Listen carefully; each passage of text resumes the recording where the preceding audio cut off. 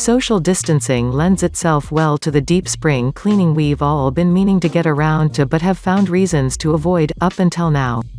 While we all do our part to avoid spreading coronavirus (COVID-19) by staying home, there's no better time to clean the house.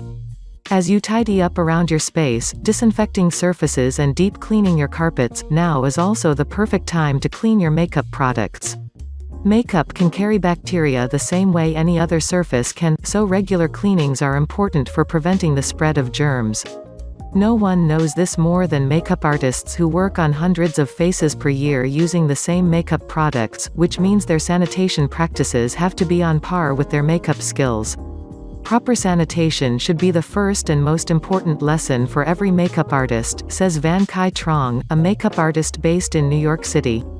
We have to constantly educate ourselves on how to properly keep our tools and products clean before, during, and after each application. Makeup artists are the authority on all things cosmetic sanitation. Their work depends on it. They often invest thousands of dollars into their makeup kits and work close to their clients, so proper hygiene is essential to protect themselves, their tools, and the rest of their clients. Below are a few ways experts say you can keep your makeup sanitized and germ-free. 1. Wash your hands before doing your makeup. This seems like a no-brainer, but washing your hands before doing your makeup can dramatically reduce the spread of germs.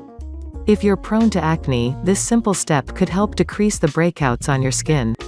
When makeup artists are working on multiple people in a day, they wash their hands before and after each application to prevent any cross-contamination. Incorporating this quick and easy step into your daily routine is just good hygiene, like washing your hands before cooking a meal. If you don't have access to a sink, use a hand sanitizer. 2. Deep clean your makeup brushes with soap and water. Common wisdom says you should be washing your makeup brushes every 2 to 3 weeks, or more often if you're prone to breakouts. You don't need to use fancy brush soap, good old-fashioned soap and water are just as effective. If it's good enough to stop the spread of the coronavirus, it's good enough to clean your makeup brushes.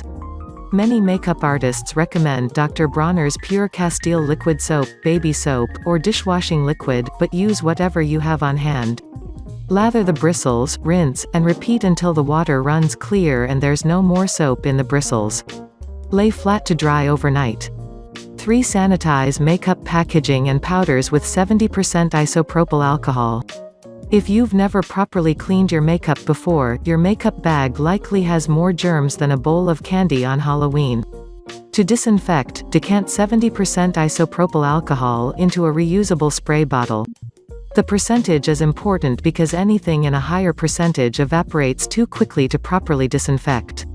Open your powder products, like powder foundations, blushes, bronzers, and eyeshadows, and spray until the entire pan is evenly saturated. Leave products open until the alcohol evaporates, and then spray the outside packaging to disinfect. You can also do the same thing with any of your wooden pencils, like eyeliners and lip liners, and tools like eyelash curlers and brush handles. Don't worry, the 70% isopropyl alcohol doesn't disrupt or change the formula of any of your products. Once the alcohol evaporates, it shouldn't take longer than 5 to 10 minutes, your products are sanitized and ready to use. 4. Avoid double dipping into creams and liquid products. Avoid applying products directly from their packaging to your face. When you do, you're putting the germs from your face onto the product, and then repeating that over and over again with new germs.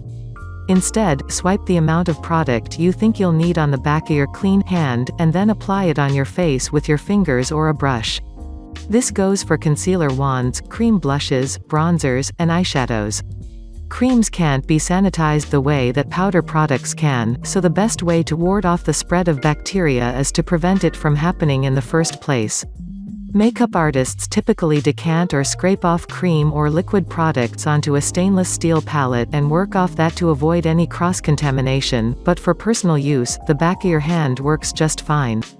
Bacteria also breaks down products faster, so avoiding double dipping in your makeup routine will make your products last longer. 5. Toss the sponges and powder puffs that come included with your face products.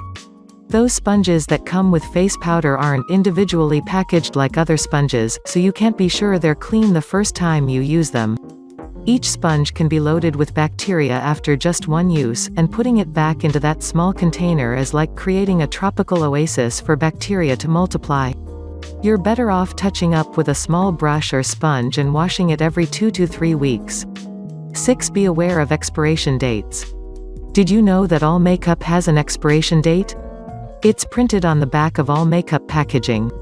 Look for a picture of a tiny, open jar. Inside the jar is a number that states how many months the product is good for.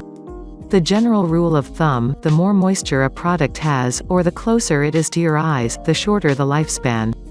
Mascara and liquid eyeliner should be tossed and replaced most often at every 3 months, liquid foundation and concealers every 6 to 12 months, cream blushes and lipsticks every 12 to 18 months, and powders every 2 years.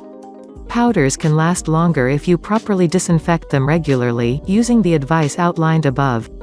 When all else fails, always trust your nose. If a product smells off, toss it. 7. Wash and replace your makeup sponges regularly. Makeup artists never use the same sponge on multiple people because sponges are the perfect vehicle for spreading bacteria. For personal use, sponges are a great tool for applying liquids and creams and doing touch-ups, but like your kitchen sponges, they need to be washed and replaced regularly. Deep clean your makeup sponge with soap and water at least once a week, and toss it after 1 to 3 months of regular use. If you're prone to breakouts, avoid using makeup sponges altogether. After using or washing your sponge, don't stuff it back into your makeup bag and zip it shut. Instead, leave it out to dry completely before enclosing it in a small space like your makeup bag.